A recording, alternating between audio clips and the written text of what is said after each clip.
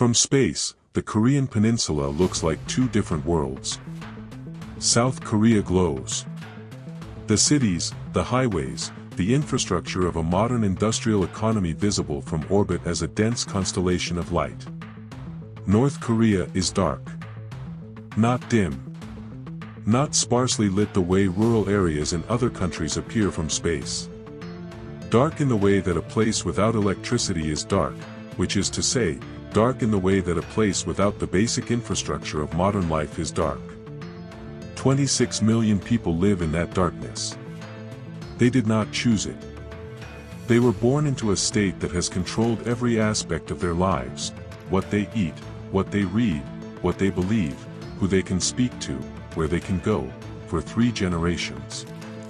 The Democratic People's Republic of Korea is the most controlled society on earth.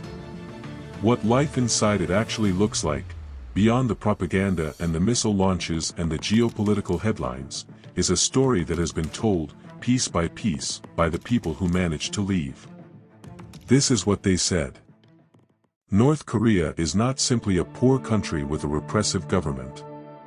It is a total state, a system in which every aspect of life is organized around the preservation of the ruling regime and the ideology that justifies it.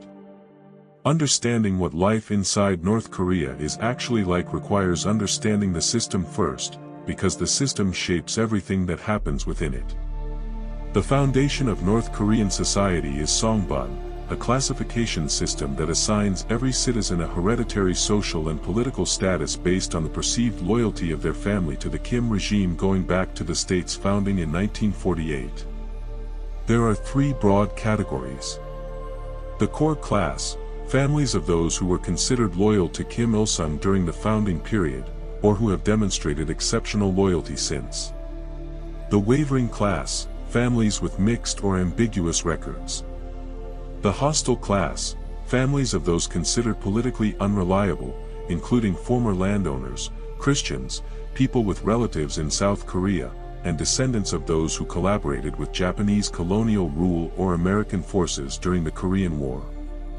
Songbun determines where you can live, what schools you can attend, what jobs you can hold, whether you can join the Korean Workers' Party, membership in which is required for advancement in almost every field, whether you can serve in the military in positions of authority, whether you can live in Pyongyang, the capital, which is reserved for the core class and functions as a showcase of what the regime wants the country to appear to be.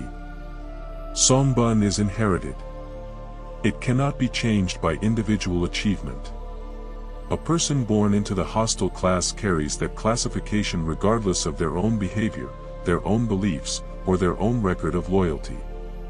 It is, in effect, a hereditary caste system, one that the regime has maintained for 3 generations and that determines the life trajectory of every North Korean citizen from birth.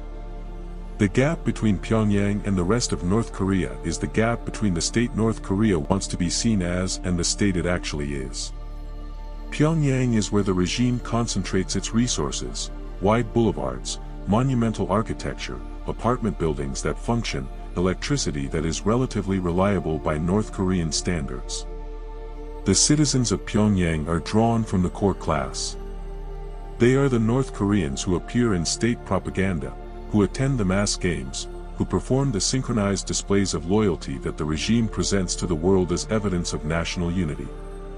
Outside Pyongyang, the picture is different.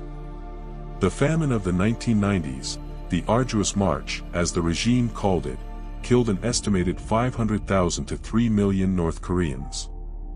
The famine resulted from a combination of the collapse of Soviet subsidies that had sustained the North Korean economy, catastrophic flooding, the regime's agricultural policies, and the state's prioritization of military expenditure over food distribution. The international community provided humanitarian aid. The regime restricted its distribution in ways that prioritized politically reliable populations. People in the countryside, in the northern provinces, in the hostile class, they died in proportions that the regime has never publicly acknowledged. The famine ended the era of the public distribution system, the state mechanism through which food had theoretically been allocated to all citizens. After the famine, informal markets, jangmadang, emerged as the primary source of food and goods for most North Koreans outside the elite. The markets were initially illegal. They became tolerated. They became, gradually and incompletely, semi-legal. They also became, for the people who operated within them, a source of information, connection, and eventually a pathway to the kind of economic agency that the total state had been designed to prevent. The most detailed picture of life inside North Korea comes from the people who left. Approximately 34,000 North Koreans have defected to South Korea since the Korean War. The process of defection is extraordinarily difficult and dangerous, crossing the border into China, moving through China to a third country, eventually reaching South Korea through a network of brokers, safe houses, and human rights organizations that operates at significant legal risk in China, where North Korean defectors are classified as illegal economic migrants and subject to repatriation. Those who have made it have given testimony, to the South Korean government, to human rights organizations, to researchers and journalists, that has been compiled into one of the most extensive bodies of first-person witness about life inside a totalitarian state that exists anywhere in the world. What they describe is a society in which the state is present in every dimension of life. In Minbun, neighborhood watch units organize residents into groups of 20 to 40 households. The Minbun leader monitors the activities of every household in a unit, reporting unusual behavior, unregistered visitors, and signs of ideological deviation to the authorities. The system creates a structure in which neighbors surveil each other, in which the act of having an unauthorized visitor, watching a foreign film, or listening to South Korean music can result in consequences ranging from a fine to political prison camp. The political prison camps, kwanliso, are the most extreme instrument of the system's control. The UN Commission of Inquiry estimated that between 80,000 and 120,000 people are held in kwanliso at any given time. The camps operate under a principle of collective punishment. If a person is found guilty of political disloyalty, their immediate family members are imprisoned with them. Parents, spouses, children.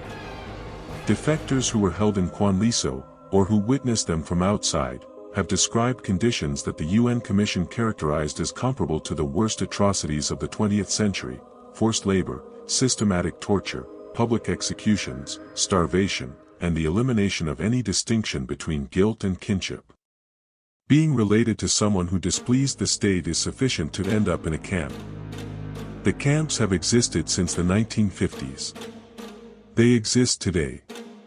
One of the most significant developments in North Korean society over the past 2 decades has been the gradual penetration of outside information. USB drives containing South Korean dramas, films, and music, smuggled across the Chinese border, have circulated through the jangmadang market networks. Defectors who have made the crossing have described watching South Korean content in secret, on devices that had to be hidden, with the sound turned low enough that neighbors would not hear. The impact of this information on North Korean society is documented in defector testimony and in surveys conducted with recent defectors by research organizations. What people who have watched South Korean content describe is not simply entertainment. It is the experience of seeing a version of Korean life, people who speak the same language, share the same cultural heritage, eat similar food, that is so different from the version the regime presents as reality that it constitutes a fundamental challenge to the ideological framework they have been raised within. The regime recognizes this. The penalties for possessing foreign media have intensified in recent years.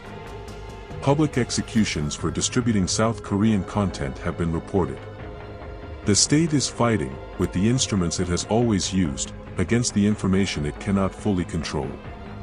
The information keeps coming. Leaving North Korea is not a decision made lightly. It is a decision made in the knowledge that failure means political prison camp, not just for the person who attempted to leave, but for their family members who remain. The collective punishment principle means that a failed defection attempt can destroy a family. The decision to leave carries that weight. The border between North Korea and China runs along the Tumun and Yalu rivers. In winter, when the rivers freeze, crossing is physically possible, though the border is patrolled, lit in some sections, and monitored by both North Korean border guards who shoot defectors and Chinese authorities who return them. Most defectors cross with the assistance of brokers, people who, for payment, guide the crossing and arrange onward transport through China. The broker network operates throughout the border region.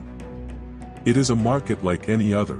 The price reflects the risk, the demand, and the specific services being provided. Brokers are not uniformly motivated by humanitarian concern.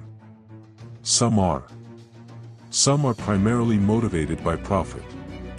Some are traffickers, people who direct North Korean women, who make up the majority of defectors, into situations of forced labor or forced marriage in China. The vulnerability of North Korean women in China, who cannot access legal status, cannot report crimes to police without risking repatriation, and have often paid everything they have to reach China, makes them targets for exploitation that human rights organizations have documented extensively. In China, North Korean defectors live in a legal limbo. China classifies them as illegal economic migrants rather than refugees, a classification that, regardless of its legal basis, means they are subject to repatriation if caught. South Korea, which guarantees citizenship to all Koreans, is the destination. But South Korea is not accessible from China directly. Defectors must travel through a third country, typically through Southeast Asia, via routes through Laos, Thailand, or Vietnam, to reach a South Korean embassy or consulate where they can claim citizenship. The journey from the North Korean border to South Korea takes, on average, between 1 and 3 years. It costs, on average, between $2,000 and $10,000, money that most North Koreans do not have and must borrow or earn through the jangmadang markets before attempting the crossing. Of the approximately 34,000 who have made it to South Korea, the majority are women. The majority left in the decade following the famine. The crossing has become harder in recent years as North Korea has intensified border security and China has increased repatriation operations. The number of new defectors arriving in South Korea has declined significantly since 2012. 34,000 people have left North Korea and reached South Korea since the Korean War. 26 million remain. The 26 million who remain are not a monolith. They include the core-class residents of Pyongyang who have access to food, electricity, and a version of ordinary life that is constrained but not desperate. They include the members of the Korean Workers' Party who have navigated the system skillfully enough to maintain their position within it. They include people who genuinely believe, or have learned to perform believing, the ideology that the state has taught them since birth. And they include people who know that what they have been told is not true, who have watched South Korean dramas on smuggled USB drives, who trade in the jangmadang markets and understand that the gap between the official reality and the actual reality is vast, but who have no pathway out and no mechanism for changing the system they live within. The UN Commission of Inquiry that produced the 2014 report on North Korean human rights concluded that the crimes committed by the North Korean state against its own population constitute crimes against humanity, the same legal category applied to the Holocaust, to Cambodia under the Khmer Rouge, to Rwanda. The report was presented to the UN Security Council. China vetoed referral to the International Criminal Court. Kim Jong-un has not been indicted. The political prison camps continue to operate. The 26 million people in the dark half of the satellite image are still there. They did not choose the darkness. They were born into it. And the world, which can see the darkness from space, has not yet found a way to turn on the lights.